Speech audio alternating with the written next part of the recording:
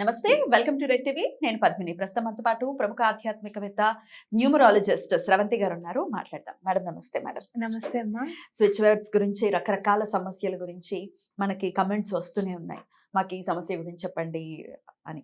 సరే, చాలా మంది అడిగిన ప్రశ్న ఏంటంటే ఈ బిజినెస్ డెవలప్మెంట్ కోసం ఏదైనా చెప్పండి అని అంటున్నారు. అంటే బిజినెస్ అంటే ఇది ఏదైనా అయి ఉండొచ్చు. ఇప్పుడు వర్క్ ఫ్రమ్ హోమ్ లాగా work from business from home కూడా ఉంది. అంటే ఆన్లైన్ లో బిజినెస్ చేసేవాళ్ళు. ఇప్పుడు కొంతమంది లేడీస్ జ్యువెలరీ అమ్ముతూ ఉంటారు, శారీస్ అమ్ముతూ ఉంటారు. వాళ్ళకి వర్తించేలాగా, అలాగే ఏ బిజినెస్ అయినా, బయట షాప్ అయినా, ఏదైనా బిజినెస్ ఇస్ బిజినెస్. సో అది చక్కగా నడవడం కోసం ఏదైనా స్విచ్ వర్డ్ చెప్తారా? తప్పకుండా చెప్తాను. మనం ఏదైనా కూడా బిజినెస్ అనుకునేటప్పుడు మనకి ఫస్ట్ కస్టమర్ రావాలి, లేదా కస్టమర్ని మనం రీచ్ అవ్వాలి. సో ఫస్ట్ స్టార్ట్ చేసేది ఫైండ్ రీచ్. కస్టమర్స్ రావాలి అనుకొని చదవండి, ఫైండ్ రీచ్ అని చెప్పి. ఒకటి, ఇది చదివితే అయిపోతుందా అనేది డౌట్ అనేది ఉండకూడదు మైండ్లో. ఎందుకంటే ఏదైతే పనిని నువ్వు చేస్తున్న పని మీద నీకే డౌట్ ఉంటే ఆ పని ఎలా అవుతుంది ఇంకా? అంతే. సో తప్పకుండా నమ్మకం పెట్టుకొని, కస్టమర్స్ వచ్చారు, కనిపించారు, మనం రీచ్ అయ్యాము అని అనుకొని, అంత ఆ రేంజ్ లో ఉండాలన్నమాట నమ్మకం. అయిపోయింది పని అనుకుంటేనే పని అయిపోతుంది. అంతే. కొంతమంది ఏమంటున్నారంటే, సరే దీని గురించి మాట్లాడదాం అంతకన్నా ముందు, ఎలా అయినా రాళ్ళు వేసే వాళ్ళు వేస్తూనే ఉంటారు అనుకోండి, బట్ దెన్ ఇంగ్లీష్లోనే చెప్పాలా అనేది వాళ్ళ డౌట్. ఇంగ్లీష్లోనే ఎందుకు చెప్పాలి, తెలుగులో చెప్పకూడదా స్విచ్ వర్డ్స్ అని అంటున్నారు. తెలుగులో చెప్పచ్చు. అయితే నేను కూడా ట్రై చేశాను, వెతుకు చేరు ఫైండ్ రీచ్. తెలుగు అంటే చాలా ప్రాణం నాకు భాష. ఎందుకంటే అది మాతృభాష. అది ఎప్పుడు కూడా నేను పిల్లలతో ఎవరైనా ఇంగ్లీష్లో మాట్లాడుతుంటే కూడా చాలా బాధపడతా. తల్లిదండ్రులకు ప్రత్యేకంగా చెప్తా, అమ్మ తెలుగులో మాట్లాడండి, బాగా వాళ్ళకి బుద్ధి వికసిస్తుంది అని చెప్పి. సో తెలుగు అంటే నాకు మహా ప్రాణం నిజంగా చెప్పాలి అని అంటే. అయితే ఈ స్విచ్ వర్డ్స్ అనేవి ఏంటంటే కొంతమంది నిపుణులు రాసినవి అనమాట. వాళ్ళు అంటే ఇప్పుడు మీరు ఇంగ్లీష్ అనేది ఏమైంది అంటే యూనివర్సల్ లాంగ్వేజ్ అయిపోయింది. ఎక్కడికి వెళ్ళినా కూడా ఆల్మోస్ట్ పనికొస్తుంది. ఎక్కడో ఇంగ్లీష్ని ద్వేషించే వాళ్ళు అసలు మాట్లాడరు కొన్ని చోట్ల అని చెప్తుంటుంది మా అమ్మాయి నాకు. అక్కడ ఇంగ్లీష్ అసలు నడవదమ్మా అన్నట్టు ఉంటుంది. సరే, మనం ఇప్పుడు ఆస్ట్రేలియాలో వెళ్ళారనుకోండి, ఎవరన్నా యుఎస్ఏ వెళ్ళారనుకోండి, కెనడానే వెళ్ళారనుకోండి, ఎక్కడైనా ఇంగ్లీష్ అనేది వాడుక భాష అయిపోయింది. సో చిన్నప్పటి నుంచి నేను నేర్చుకుంది ఏంటంటే ఇంగ్లీష్ ఇస్ యూనివర్సల్ లాంగ్వేజ్ అనేది తెలుసు మనకి. సో అంటే ఎట్లా అయినా సరే అర్థమవుతుంది. అంటే రాసిన నిపుణులు ఇంగ్లీష్లో రాశారు కాబట్టి వాళ్ళ పరిశోధన కూడా కాబట్టి మనం కూడా గౌరవించాలి కదా. మన భాషను మనం ఎట్లయితే గౌరవిస్తున్నామో పరభాషను కూడా మనం గౌరవించాలి కాబట్టి చేసుకోవచ్చు. అయితే కొన్ని అర్థాలు ఎట్లా ఉంటాయి అంటే ఈ స్విచ్ వర్డ్స్లో మనం తెలుగులోకి మార్చుకోలేం దాన్ని. ఇప్పుడు మీకు నేను ఒక స్విచ్ వర్డ్ చెప్తాను, దేనికి పనికి వస్తుందో తర్వాత చెప్తాను. పోస్ట్ పోన్ క్రౌడ్ అని ఉంది. పోస్ట్ పోన్ క్రౌడ్, దాన్ని మీరు ఎలా మార్చుకుంటారు తెలుగులో? క్రౌడ్ అంటే సమూహం, జన సమూహం. అవునా కాదా? పోస్ట్ పోన్ అనేదేమో మళ్ళీ వాయిదా. అవునా? ఇప్పుడు వాయిదా జన సమూహం అని అనుకుంటే మన మైండ్ కి, మన సబ్ కాన్షియస్ మైండ్ కి వేరేగా అందుతుంది.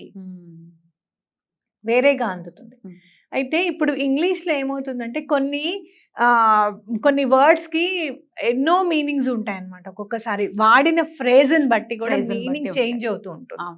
మనకు తెలుగులో అయినా సరే, ఇంగ్లీష్లో అయినా సరే. సో ఆ పోస్ట్ పోన్ క్రౌడ్ అనేది మనము ఆ అర్థాన్ని తెలుగులోకి మార్చేసుకుంటే అది వేరేగా అయిపోతుంది. సో ఇక్కడ మనకి కావాల్సింది ఏంటి? భాషాభిమానం కాదు, పని మీద దృష్టి. అవునా కదా? మనకు పని అవ్వాలి. అది ఏ రకంగా అయితే ఏముంది, ఇలా భగవంతుడు ఉండదు, వాళ్ళు చెయ్యను కూడా చేయరు. అది నేను బాగా నమ్ముతాను. ఏదో రాయేసేద్దాం, యూట్యూబ్ లో వచ్చారు కదా, ఒక రాయేస్తే పడి ఉంటుంది. కాకపోతే ఒకటి ఏంటంటే అలా రాయేసిన వాళ్ళకు కూడా అర్థమయ్యేటట్టుగా సమాధానం చెప్పామనుకోండి, ఒక్కొక్కసారి వాళ్ళకు కూడా ఏదైనా అవసరం వచ్చి యూజ్ చేస్తే అప్పుడు వాళ్ళకి తెలుస్తుంది అన్నమాట. కాబట్టి చెప్తున్నా, నేను కూడా ఆలోచించిన దాన్నే, అవును తెలుగులో ఏమైనా చేయొచ్చా అంటే తర్వాత నాకు అర్థమైంది. కొన్ని వర్డ్స్ చదువుతున్నప్పుడు నాకు అర్థమైంది. సో ఇప్పుడు మనం పాయింట్ కొద్దాం. బిజినెస్ కోసం చేసేటప్పుడు ఫైండ్ రీచ్ అనేది తప్పకుండా అనుకోండి. ఎందుకంటే కస్టమర్స్ ఫైండ్ రీచ్ అన్న తర్వాత ఒక ఇద్దరు కస్టమర్స్ దొరికారనుకోండి, మీకు ఇంకా ఉత్సాహం అనేది పెరుగుతుంది. ఇంకోటి ఏంటంటే కౌంట్, మనకి డబ్బులు రావాలి. మీ దగ్గర నుంచి వస్తువు తీసుకోవడమే కాదు, నమ్మకంగా రిటర్న్ ఇచ్చే వాళ్ళు కూడా ఉండాలి. సో కౌంట్ అనేది అనుకోండి తప్పకుండా. ఇంకా బిజినెస్ లో మనకు కావాల్సింది కస్టమర్స్ పెరగడం, సేల్స్ పెరగడం. అలా కావాలి అంటే మాత్రం కొంచెం పెద్దది ఉంది ఇది స్విచ్ వర్డ్, అది నేను చదువుతాను, మీరు శ్రద్ధగా విని అది ఖచ్చితంగా చాంట్ చేయండి. చాంట్ అంటే జపం చేయండి, తప్పకుండా ఫలితం అనేది కనపడుతుంది. ఓకే, అది ఎన్నిసార్లు చాంట్ చేయాలి ఇలాంటి విషయాలన్నీ కూడా అడుగుతాను. అలాగే వర్డ్ చూద్దాం. Together, swarm, scheme, circulate, give, count, done. Together, swarm, scheme, circulate, give, count, done. ఇది కొంచెం పెద్దగా ఉంటుంది, రాసుకొని చక్కగా ఎక్కడ మిస్టేక్స్ లేకుండా మీరు చక్కగా రాసుకొని ఒక 28 టైమ్స్ మార్నింగ్, 28 టైమ్స్ మధ్యాహ్నం, 28 టైమ్స్ నైట్ చదవండి. మీకు వితిన్ 10 to 12 డేస్లో డిఫరెన్స్ కనపడుతుంది. నమ్మకం పెట్టుకోండి యూనివర్స్ పైన. ఇంకోటి ఏంటంటే మనకి ఎక్కువగా కావాల్సింది ఈ అంటే విశ్వానికి కనెక్ట్ అవుతున్నాము, ప్రకృతికి కనెక్ట్ అవుతున్నాము అనుకుంటే గ్రాటిట్యూడ్ అనేది చాలా ఇంపార్టెంట్. కృతజ్ఞత అంటే మీరు ఒక కస్టమర్ ఫైండ్ రీచ్ చదివిన తర్వాత ఒక కస్టమర్ వచ్చిన, ఈ స్విచ్ వర్డ్ చదివిన తర్వాత ఒక కస్టమర్ వచ్చిన, కౌంట్ అని చదివిన తర్వాత మీకు ఎవరైనా డబ్బులు ఇచ్చిన, థ్యాంక్ యూ యూనివర్స్ నాకు హెల్ప్ చేసినందుకు అనేది చెప్పాలి. మీ ఇష్టం, ధన్యవాదాలని తెలుగులో కూడా చెప్పుకోవచ్చు, సేమ్ మీనింగ్ కాబట్టి. So thank you universe, thank you 3 సార్లు థ్యాంక్ యూ చెప్పాలి. చెప్తే తప్పకుండా విశ్వం మళ్ళీ రెస్పాండ్ అవుతుంది. మీరు కూడా చూడండి, నేను కూడా చాలా సార్లు అనుకుంటా, రోడ్ నుంచి వెళ్తూ ఉంటారు, ఎవరైనా దారి అడుగుతారు అనుకోండి, ఓకే అని వెళ్ళిపోతే అదేంటే కనీసం థ్యాంక్స్ అన్న చెప్పలేదన్న అని అనుకుంటాం మనం. జనరల్గా మనుషులు మనస్తత్వం అట్లా.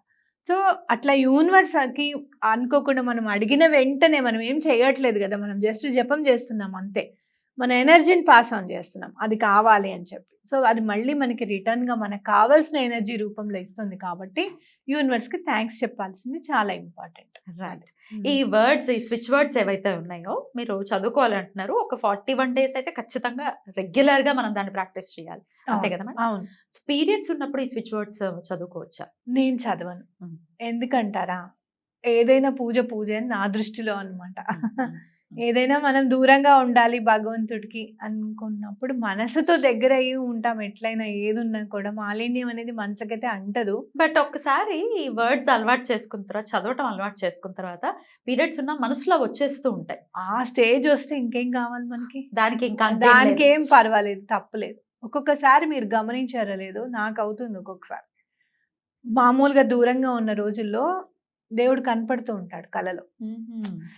అది మనం ఏం చేస్తాం? అది మనం వద్దనుకుంటే ఆగేదా, రమ్మంటే వచ్చేదా? ఇవాళ వచ్చేసే స్వామి కల్లో కంటే ఆయన ఎప్పుడు అలా. కాబట్టి అంత దాకా వెళ్తే మరీ మంచిది. అంత కనెక్ట్ అయిపోయాము అంటే ఓకే, నో ప్రాబ్లం. కాకపోతే ఏంటంటే నేను చెయ్యను, 4 days నేను చెయ్యను. ఎందుకంటే యూనివర్స్తో కనెక్ట్ అయి ఉన్నాం కదా. ఇవాళ మనం ఏది కూడా భగవంతుడికి సంబంధించింది చెయ్యొద్దు అన్నప్పుడు అంతే పవిత్రత దీనికి కూడా ఆపాదించాలనేది నా ఉద్దేశం. అయితే ఇప్పుడు మీరు ఇచ్చిన ఈ స్విచ్ వర్డ్ ని రాసుకుని ఎక్కడైనా పెట్టుకోవచ్చా?